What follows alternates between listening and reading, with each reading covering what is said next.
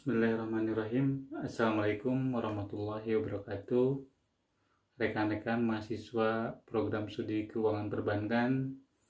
Alhamdulillah pada hari ini kita bisa bertemu kembali untuk membahas materi tentang rahasia bank.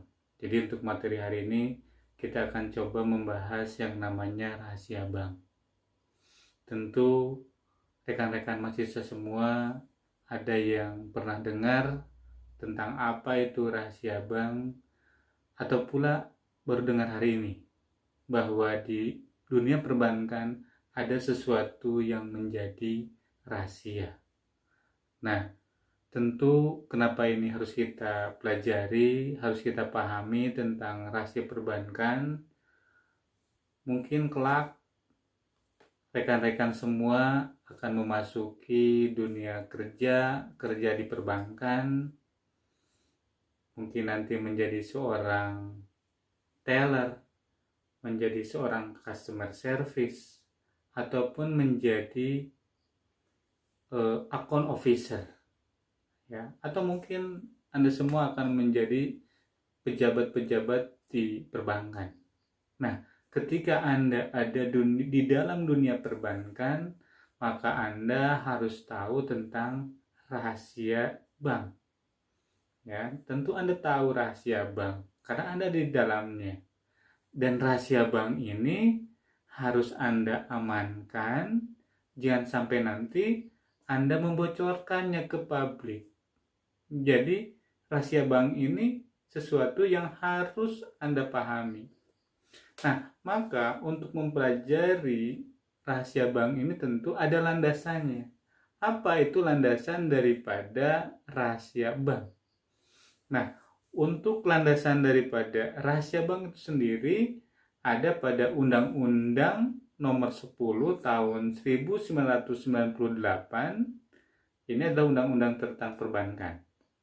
Ada pada pasal 1 ayat 28. Yang bunyinya adalah rahasia bank adalah segala sesuatu yang berhubungan dengan keterangan mengenai nasabah penyimpan dan simpanannya. Jadi pada konteks di sini ada dua. Apa itu? Yang pertama adalah menyangkut nasabah penyimpannya. Jadi informasi-informasi yang menyangkut nasabah penyimpan. Kemudian yang kedua adalah tentang simpanannya. Itulah yang menjadi objek daripada pasal 1 ayat 28. Yang harus maka Anda sebagai mahasiswa yang mudah-mudahan nanti kelak menjadi seorang bankir ada di dunia perbankan, itu yang harus dipahami oleh para karyawan di dunia perbankan. Jadi tadi ada biodata yang menyangkut nasabahnya dan ada yang menyangkut tentu jumlah kekayaan nasabahnya. Ya. Misalkan Anda menjadi seorang teller. Apa sih kegiatan teller? Kegiatan teller itu menangani atau melayani transaksi keuangan. Menerima uang yang masuk dalam bentuk tabungan, setoran, atau juga memberikan bagi mereka-mereka yang melakukan tarikan keuangan. Itu jadi ada penerimaan dan tarikan. Maka ketika Anda melakukan transaksi itu sebagai seorang teller, Anda akan tahu berapa kekayaan nasabah X. Nah, Anda tahu kenapa? Karena Anda melayani transaksi tadi. Nah, maka informasi yang Anda ketahui tadi itu tidak boleh Anda bawa keluar, disampaikan ke publik, ke teman Anda, atau mungkin ke orang terdekat Anda di rumah. Siapa orang terdekat? Biasanya kalau perempuan itu ke ibu, ke mamanya. Contoh, ketika pulang karena pernah melihat tabungannya Pak Haji X, maka Anda sampaikan, mah, tadi tuh saya melihat tabungan Pak Haji jumlahnya sekian, gitu kan, sehingga mamanya jadi tahu. mungkin tanpa sengaja keesokan harinya mamahnya menyampaikan kepada, mungkin ada yang jualan ke rumahnya, disampaikan, Pi, kemarin kata anak saya tabungannya Pak Haji X itu sekian rupiah. Sehingga tersampaikanlah tentang kekayaan Pak Haji X ini tadi ke si bibi penjual, yang ke rumah, yang namanya penjual keliling tiap rumah. Mungkin aja secara sadar atau tidak sadar dia mencoba memberitakan, sehingga sampailah jatuh informasinya ke Pak Haji X. Kenapa? Semua warga ini menjadi tahu tentang kekayaan. Siapa yang bermula membocorkannya, padahal saya tidak pernah bocorkan. Maka di sini siapa yang menjadi salah? Yang salahnya adalah tadi, ya, teller. Anda menjadi seorang teller, menyampaikan baik sengaja atau tidak disengaja, itu sesuatu yang tidak boleh. Kenapa? Karena menyangkut tentang jumlah kekayaan nasabahnya. Itu, ya, itu jadi dua hal. Biodata dan jumlah kekayaan itu sesuatu yang tidak diperbolehkan untuk dipublish. Selanjutnya, rahasia bank itu ada dua sifat. Pertama, sifatnya mutlak. Yang kedua, sifatnya adalah nisbi atau relatif. Apa itu sifat mutlak? Sifat mutlak adalah bank berkewajiban menyimpan rahasia nasabah yang diketahui oleh bank karena kegiatan usahanya dalam keadaan apapun, biasa atau keadaan luar biasa. Jadi disinilah, ya, rahasia bersifat mutlak. Kemudian bersifat nisbi atau relatif. Artinya bank diperbolehkan membuka rahasia nasabah bila untuk sesuatu kepentingan yang mendesak. Misalkan untuk kepentingan negara. Inilah diperbolehkan.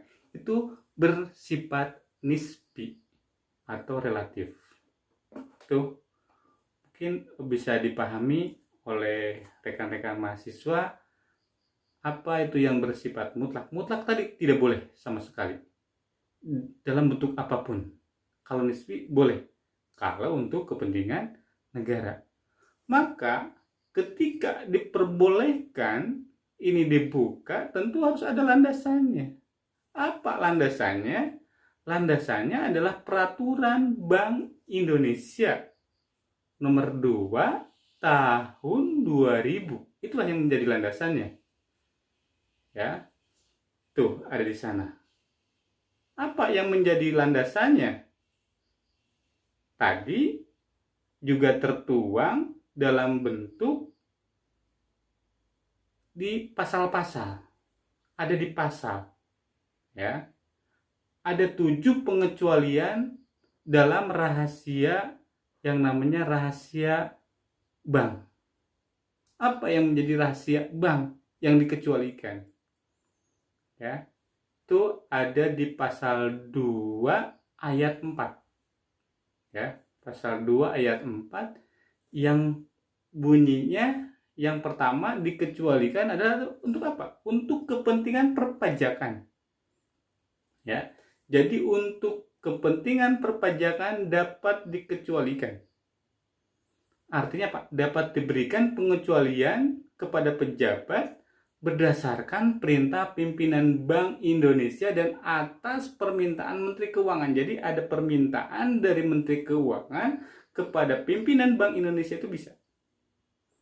Ya. Kemudian yang kedua, untuk penyelesaian piutang bank yang sudah diserahkan kepada Badan Urusan Piutang dan Lelang Negara atau Panitia Urusan Piutang Negara dapat diberikan pengecualian kepada pejabat Badan Urusan Piutang dan Lelang Negara atas izin pimpinan Bank Indonesia. Jadi atas izin daripada pimpinan Bank Indonesia itu diperbolehkan. Ya. Kemudian yang selanjutnya, ketiga pengecualian ini diberikan untuk siapa? Ini untuk kepentingan peradilan dalam perkara pidana dapat diberikan pengecualian kepada polisi, jaksa, dan hakim, tetap atas izin pimpinan Bank Indonesia. Jadi, untuk kepentingan peradilan dalam perkara pidana diberikan pengecualiannya. Jadi, 1, 2, dan 3 itu diberikan atas izin daripada pimpinan Bank Indonesia. Kemudian yang selanjutnya, keempat adalah dalam perkara perdata antara bank dengan nasabah dan diberikan pengecualian tanpa harus menerima izin. Jadi kalau tentang perkara perdata antar bank, ada permasalahan perdata antar bank, itu bisa diselesaikan tanpa harus ada izin dari Bank Indonesia. Ya, misalkan ada perkara nasabah dengan bank terkait, silakan selesaikan, ya, bisa dibuka. Kemudian yang kelima, dalam rangka tukar menukar informasi. Nah, hari ini, ya, misalkan Bapak meminjam uang ke salah satu bank X, kemudian Bapak mencoba minjam ke bank Y, maka bank Y akan tahu informasi Bapak telah melakukan proses pinjaman di bank sebelumnya itu. Itulah. Karena apa? Karena terjadi yang namanya electronic data interchange, EDI, pertukaran data yang terjadi. Ya. Kemudian yang selanjutnya, yang keenam, atas persetujuan permintaan atau kuasa daripada nasabah penyimpan secara tertulis, dapat diberikan pengecualian tanpa harus memperoleh izin pimpinan Bank Indonesia. Silakan kalau atas permintaan atau kuasa dari nasabah penyimpan. Ketujuh, atas dasar permintaan ahli waris. Ini ahli waris bisa meminta untuk dibukakan ketika menyangkut nasabah penyimpan dananya yang sudah meninggal dunia. Ya, jadi di sini adalah ada yang namanya ahli waris. Itulah 7 pengecualian tentang rahasia bank. Itu diatur di dalam Peraturan Bank Indonesia nomor 2 tahun 2000. Jadi ada 2 landasan. Yang pertama, landasannya tentang rahasia bank itu ada di Undang-Undang nomor 10 tahun 1998 tentang perbankan, ya. Ada di ayat ke-28, dan juga bagaimana pengecualiannya? Pengecualiannya juga ada di Peraturan Bank Indonesia. Ya, itulah. Mudah-mudahan mahasiswa coba bisa memahami konteks ini, ya, sehingga nanti bisa mengimplementasikannya mungkin dalam kehidupan ke depan ketika Anda ada di dunia perbankan. Silahkan Anda cari tahu sendiri, pelajari sendiri tentang undang-undang perbankan tadi dan juga tentang peraturan Bank Indonesia menyangkut tadi tentang pengecualian tentang rahasia bank. Silakanlah Anda pelajari sendiri. Mudah-mudahan materi hari ini tentang rahasia bank bisa Anda pahami, ya. Dan Anda juga jangan berpuas diri, silahkan cari sumber-sumber materi dari tempat-tempat yang lainnya, dari internet, googling di internet, dari buku-buku perbankan, silakan. Ya, jadi jangan cukup puas dengan hanya melihat tayangan pembelajaran hari ini. Mudah-mudahan pertemuan hari ini bisa bermanfaat bagi kita semua. Terima kasih. Semoga semuanya selalu dalam keadaan sehat walafiat, terhindar dari pandemi COVID-19. Terima kasih. Billahi taufik wal hidayah. Wassalamualaikum warahmatullahi wabarakatuh.